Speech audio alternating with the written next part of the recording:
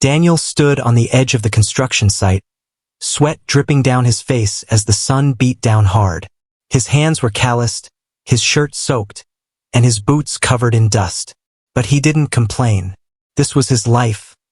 Gritty, honest, and full of hard work. At 27, Daniel carried more weight than most men his age.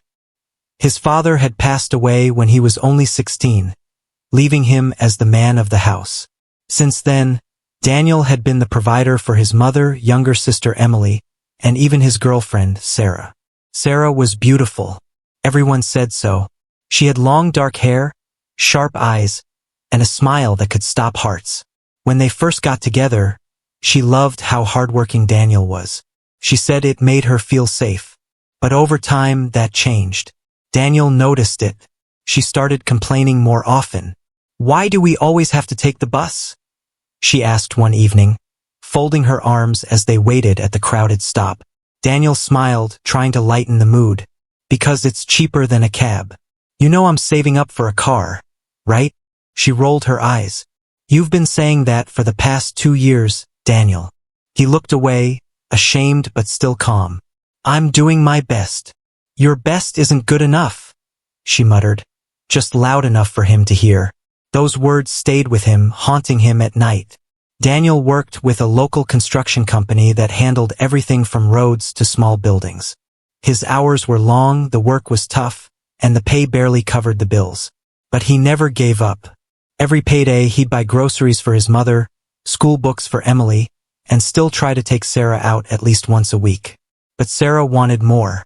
She wanted the lifestyle she saw her friends living on social media, trips, fancy dinners, expensive clothes. Daniel couldn't give her that.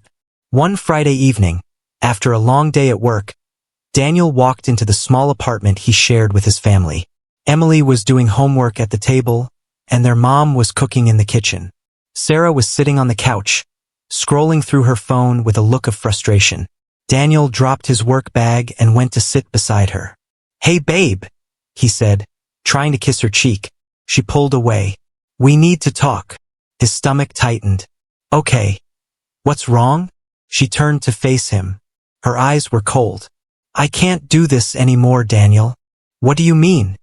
"I mean us," she said, standing up. "I'm tired. Tired of struggling. Tired of waiting for things to get better. You keep saying you're trying, but nothing ever changes." Daniel stood too, his heart racing. "Sarah, I'm working as hard as I can. You know that. I need more than hard work. I need results. I need a future. And with you, I don't see one." His voice cracked. "So you're just giving up on me?" She didn't answer. She grabbed her bag, walked to the door, and paused. "You're a good guy, Daniel. But good isn't enough anymore." And just like that, she left. The days after Sarah left felt like slow poison. Daniel dragged himself to work, barely speaking to anyone. At night, he stared at the ceiling, wondering what he could have done differently. He replayed their conversations, their laughs, their dreams. All gone. Emily noticed the change. "Are you okay?" she asked one night, peeking into his room. Daniel forced a smile. "I'm fine, Em. Just tired." She nodded, but she didn't believe him. 1 week later, something strange happened. Daniel was sitting at the dinner table with his family when a commercial came on the TV. It was for a national lottery. The jackpot prize was a staggering $40 million. Emily laughed. "Wow, can you imagine winning that? We'd never have to eat beans and rice again." Daniel chuckled for the first time in days. "Yeah, right. Like we'd ever win." "Why not?" Emily said, eyes bright. "People win all the time. You should try." He shook his head. "That's money I can use for transport. Besides, I have work all day tomorrow." "Then let me go buy it for you," she said. "Give me the numbers. I'll buy it after school." He raised an eyebrow, amused. "You really think it'll make a difference?" Emily shrugged. "You never know. Maybe it's our turn to get lucky." After a pause, Daniel smiled and pulled a $5 note from his wallet. He scribbled down some random numbers on a paper napkin and handed it to her. "All right," he said. "1 ticket. Just one." Emily grinned. "You'll see." We're going to be millionaires." They both laughed, but deep down Daniel didn't believe it. To him, life didn't work like that. He had learned that the hard way. Later that night, he sat outside alone, staring at the sky. It was full of stars, but his world felt dark. He thought about Sarah. He wondered if she missed him. He wondered if she ever really loved him. He whispered to the night, if only she had waited, but the night said nothing back. He closed his eyes and made a silent wish, not for money, but for peace. He just wanted a break from the struggle. Just once. Little did Daniel know, fate had already heard him. And in just a few days, his entire life would change. The morning after Daniel gave Emily the money to buy the lottery ticket, he woke up before the sun, as usual. His alarm buzzed at 4:30 a.m., and he groaned as he reached to turn it off. Every muscle in his body ached from the previous day's work, but there was no time to complain. Another day, another job site, another long shift under the burning sun. He stood in front of the mirror and looked at himself. Eyes tired, shoulders tense. He splashed cold water on his face and whispered, "Keep going." He didn't even think about the lottery ticket. To him, it was just a silly joke, something to make Emily smile. That $5 was gone, just like the countless other small sacrifices he made every day. At work, the foreman barked orders while Daniel shoveled gravel beside a half-finished foundation. The heat made the cement smell sharp, and his shirt clung to his back like a second skin. "Hey, Daniel," called his coworker, Felix, during their lunch break. "You good, man? You've been quiet." Daniel nodded as he bit into his sandwich. "Just tired, bro." Felix studied him for a moment. "Still thinking about Sarah?" Daniel didn't answer. Felix sighed. "Women come and go. You've got heart, man. Don't let this break you." Daniel forced a smile. "I'm not broken. Just disappointed." They sat in silence for a few moments, surrounded by the sound of drills and hammers echoing across the site.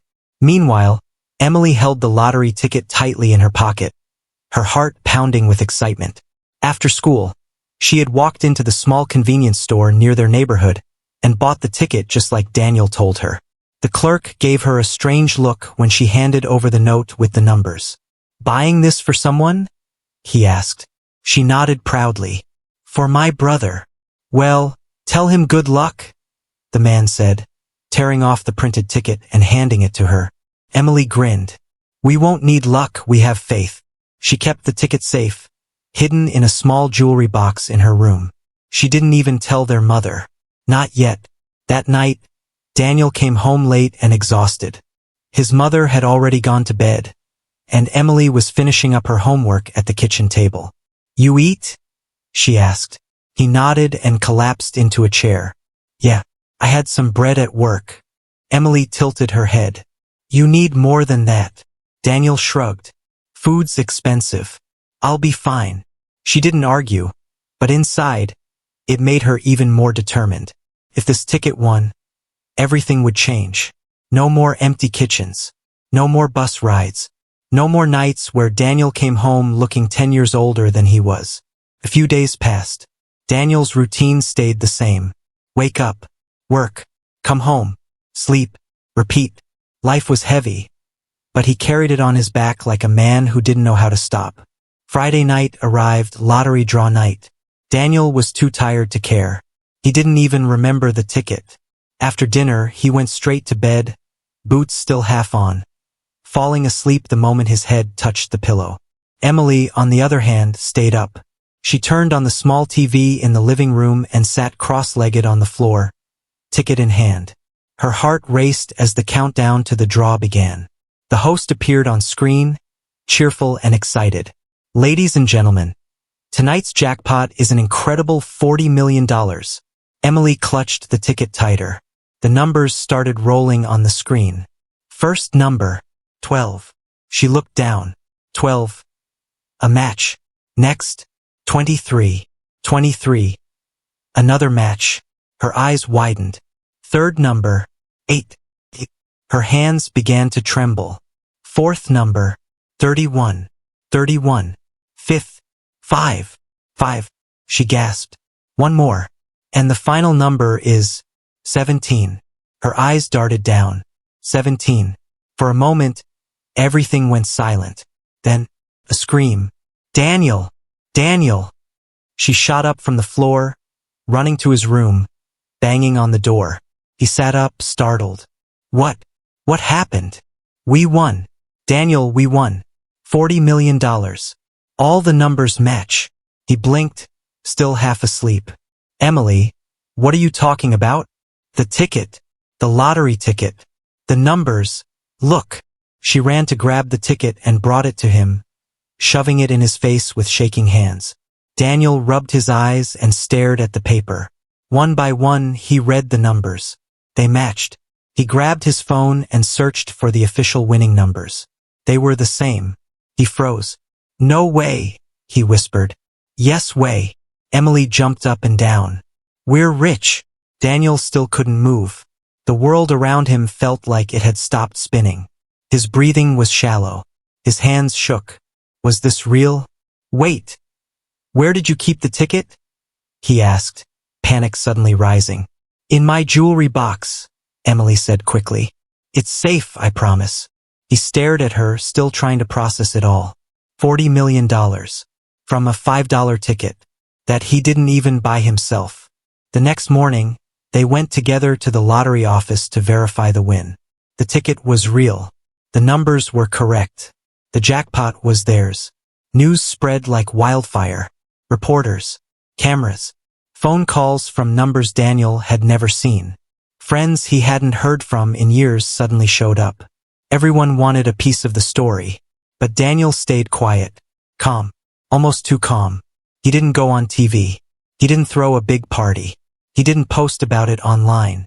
Instead, he went home, sat in his room, and stared at the bank notification on his phone.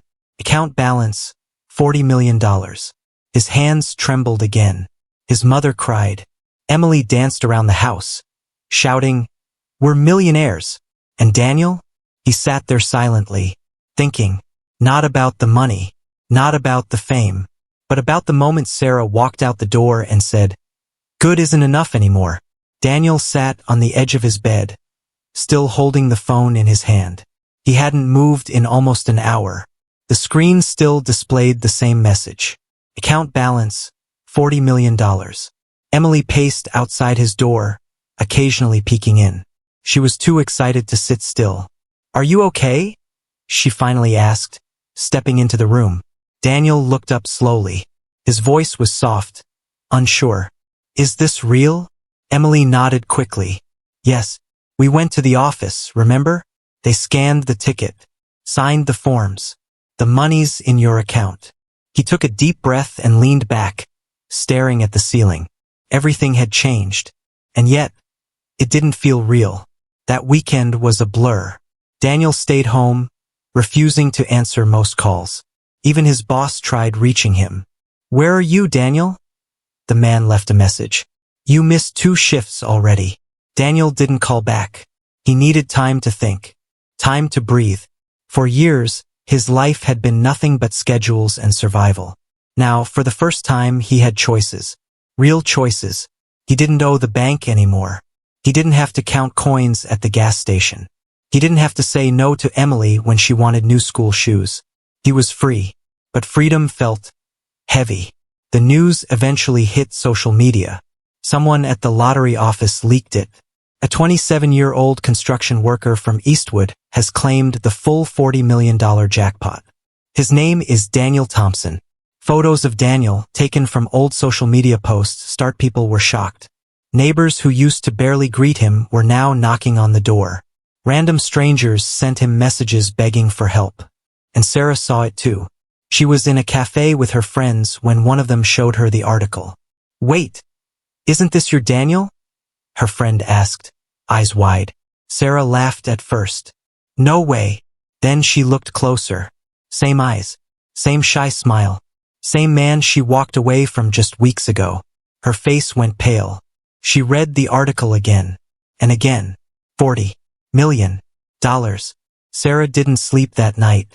She stared at her ceiling, phone in hand, reading every word she could find about Daniel's sudden win. Regret hit her like a wave. How could she have been so blind? Daniel always told her he was trying. Always promised her he had dreams. She just didn't believe he'd ever make it. And now, she opened her old messages. Scrolled up to their last conversation. Her final words. "Your best isn't good enough." She covered her face with her hands. What had she done? Meanwhile, Daniel was still hiding from the world. He didn't go out. Didn't spend the money. Didn't even buy new clothes. He just sat at home thinking. Until one afternoon, Emily burst into his room holding a piece of paper. "You have to do something, Daniel." He blinked.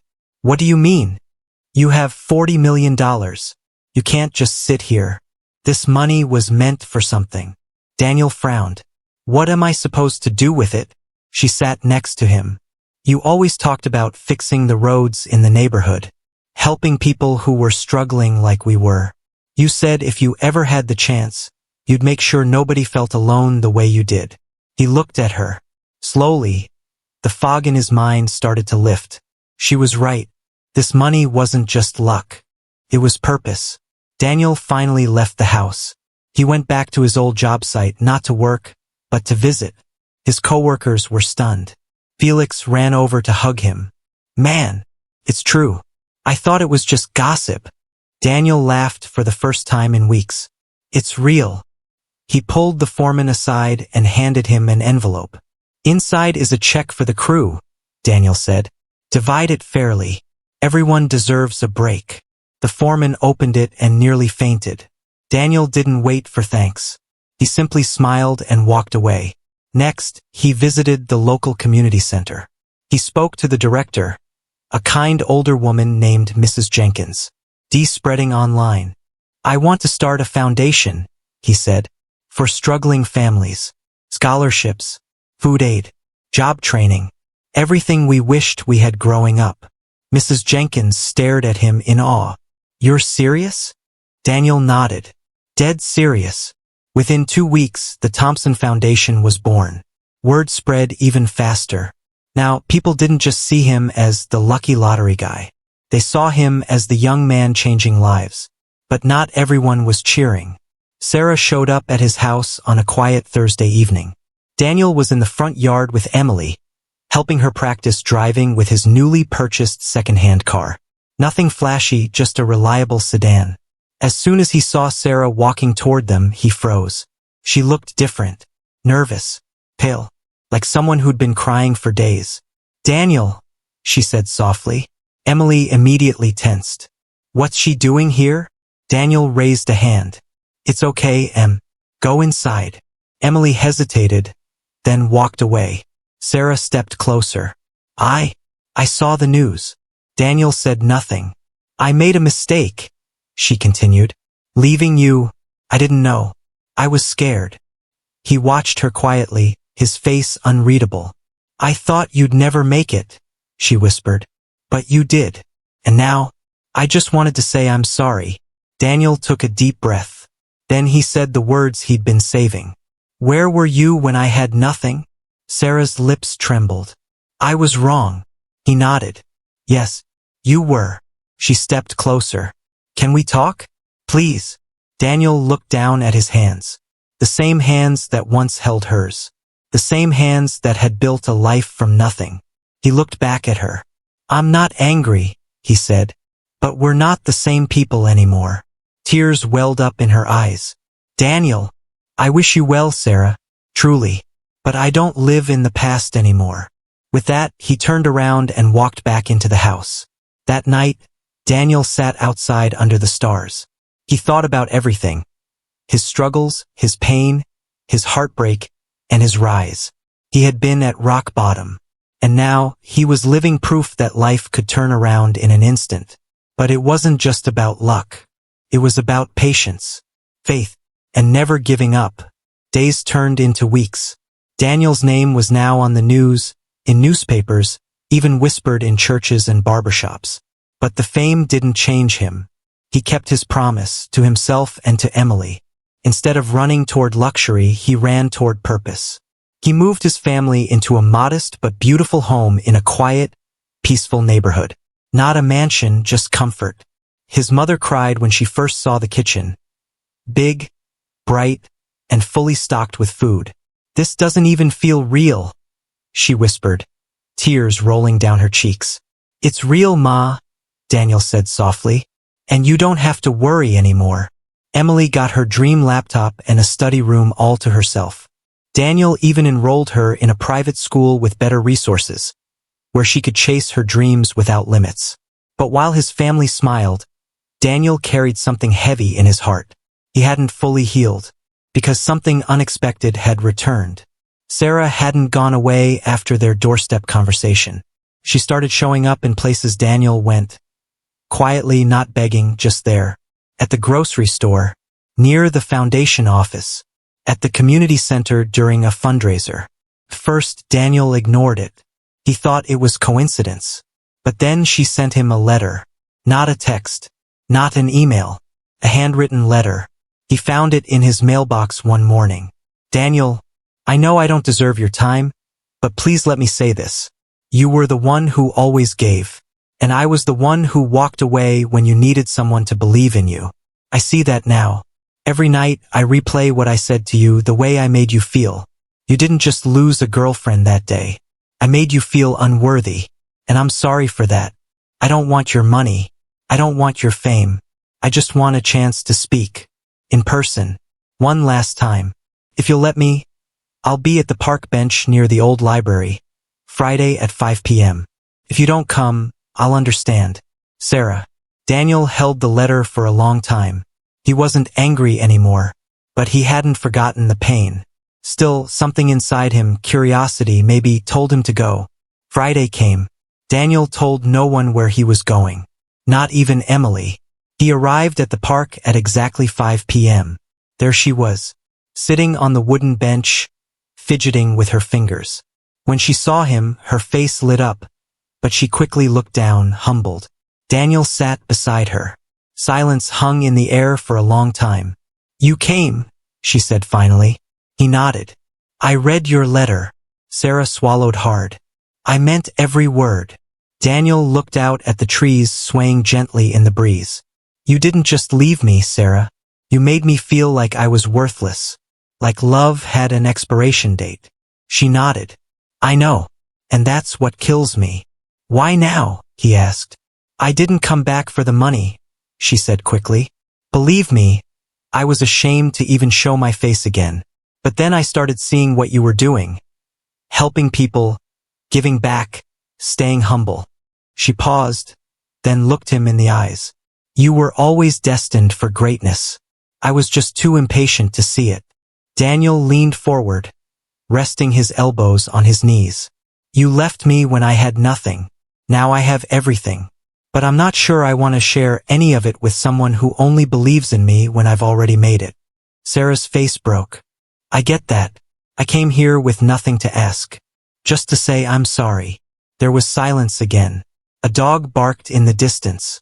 The sun began to dip behind the trees. Then Daniel spoke softly. "I loved you, Sarah. I really did. And when you left, it almost broke me." Her eyes glistened. "But it also woke me up." He stood up. "I'm not angry. I'm grateful. You leaving me forced me to stop living for someone else and start living for myself. So thank you. But no, we're not going back." Sarah nodded slowly, tears rolling down her face. "I wish you well," Daniel said, and he walked away. Back home, Emily was waiting. "Where were you?" she asked as he walked in. Daniel gave a tired smile. "Tying up old threads." Emily raised an eyebrow. "Did she come back?" He chuckled. "She tried." Emily crossed her arms. "And I listened. I forgave. But I didn't forget." She smiled. "Good. Because she didn't deserve a second chance." The days that followed brought Daniel peace. His foundation continued to grow. He started a program for young men fresh out of prison, helping them get jobs and rebuild their lives. He visited schools talking about perseverance and patience. People listened, because he wasn't just a lottery winner. He was a symbol of hope. One afternoon, while walking through the neighborhood he grew up in, Daniel passed a rundown building that used to be a youth center before it shut down from lack of funding. He stopped and stared at it for a long time. A week later, the community woke up to banners across the building. Future Begins Here, grand reopening, sponsored by the Thompson Foundation. Kids cheered. Parents cried. The mayor showed up for the ribbon cutting. And when Daniel gave a small speech, he didn't talk about money. He talked about patience. He said, "When I was broke, nobody saw me. I was invisible. But I saw me. I knew my story wasn't finished. That's what I want for every person walking these streets. To know that where you are right now is not where you have to stay. Keep working. Keep believing. Your time is coming." One evening, Daniel and Emily sat on the back porch of their new home, watching the stars. "You think people ever really change?" she asked. Daniel thought about Sarah, about himself. "Yes," he said, "people can change. But only if they really want to." Emily nodded. "You think you changed?" He looked at her. "I think I grew into the man I was always meant to be." It had been almost a year since Daniel won the jackpot. A year since he'd tasted heartbreak and then unimaginable fortune.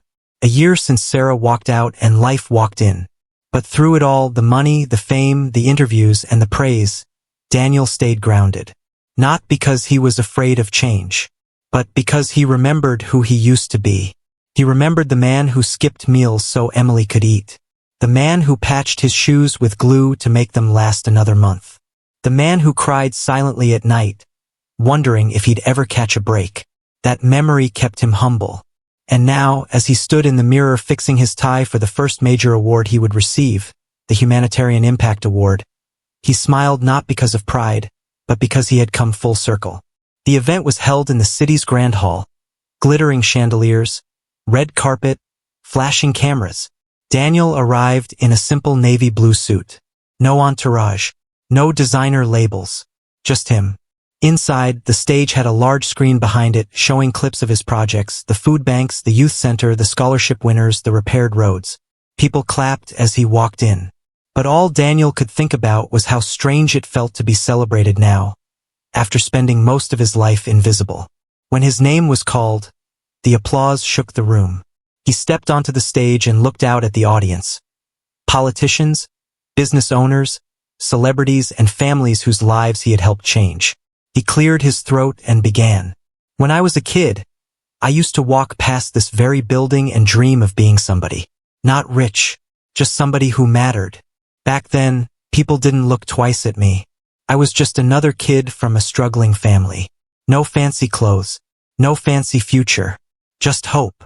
Then I grew up. Life got harder. I lost people I loved. I lost faith sometimes, but I never lost hope. And then one day I won a lottery. $40 million.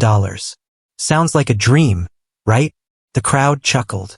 "But let me tell you what the real win was. It wasn't the money. It was what I did after. It was realizing that the pain I went through wasn't a punishment. It was preparation. You see, money doesn't make you better. It only makes you more of who you already are. If you were kind when you were broke, you'll be generous when you're rich. If you were bitter, you'll become dangerous." He paused, scanning the room. "I was broken, yes, but I was also kind. I just needed the chance to prove it. So, thank you, not just for this award, but for reminding me that even people like me, from small places and quiet voices, can still move mountains." The crowd stood and applauded. Some had tears in their eyes. Daniel walked off the stage and straight into the arms of his mother and Emily, who had been watching from the front row. Later that night, back home, Daniel and Emily sat under the stars again, just like they did on the first night in their new home.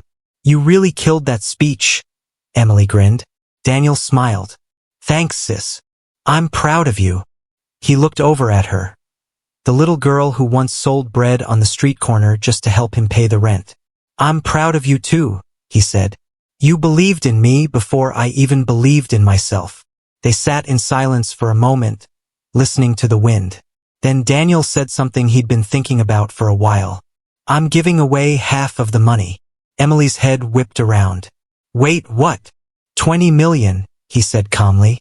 to fund projects in other countries. Clean water, education, medical aid. Things people need the way we needed them once. She blinked. You serious? Daniel nodded. Money sitting in the bank does nothing. But money moving through people? That creates history. The next few months flew by. Daniel's foundation expanded. He started receiving letters from children overseas, thanking him for helping build schools. He was featured in magazines, invited to conferences, and asked to speak at universities. But despite the success, he stayed in the same neighborhood. He said no to a mansion, no to flashy cars. Because to him, success wasn't about appearance, it was about impact. One rainy afternoon, as Daniel sat at his desk reviewing proposals for a new housing project, a familiar face walked into the community center. It was Felix, his old coworker from the construction site. He hadn't seen him in months. Daniel, Felix grinned. Look at you, big boss now. Daniel laughed and stood up to hug him. You clean up nice too, man. Felix's smile faded. I actually came here to thank you. For what? For the money you gave the crew. I used mine to start a small carpentry business. We just finished our 4th contract this week. Daniel grinned. Man, that's amazing. But that's not all, Felix said. I hired 5 guys who used to be jobless. You didn't just help me. You helped them too. Daniel sat down slowly, the weight of those words sinking in. This was what it was all for. Not just to change his life, but to change many. That evening, as the rain tapped gently on the windows, Daniel pulled out an old notebook, the one he used to keep during his darkest days. It was filled with scribbles, dreams, prayers, and simple goals. Get a steady job. Buy Emily school supplies. Fix Ma's roof. Save $500. He smiled reading the pages. So much had changed. And yet, the core of who he was remained the same. He picked up a pen and wrote one final line at the bottom of the last page. I made it, and I brought others with me. The next morning, Daniel woke up early and did something he hadn't done in a long time. He went back to his old construction site. It had new workers now and new equipment, but the ground was the same. The bricks, the dust, the feeling. One of the workers looked at him and smiled. Hey, aren't you the guy who won the jackpot? Daniel chuckled. Yeah, that was me. The man wiped sweat from his brow. Must be nice. Daniel looked around slowly, then said, It's nice. But this, he gestured toward the site. This is where I became a man. As Daniel walked away, the wind picked up behind him. He looked up at the sky, smiled, and whispered, Thank you. Not just for the money, but for the journey. The pain, the struggle, the heartbreak. All of it had made this moment possible. It was never about the lottery ticket. It was about the man who kept showing up, even when the world gave up on him.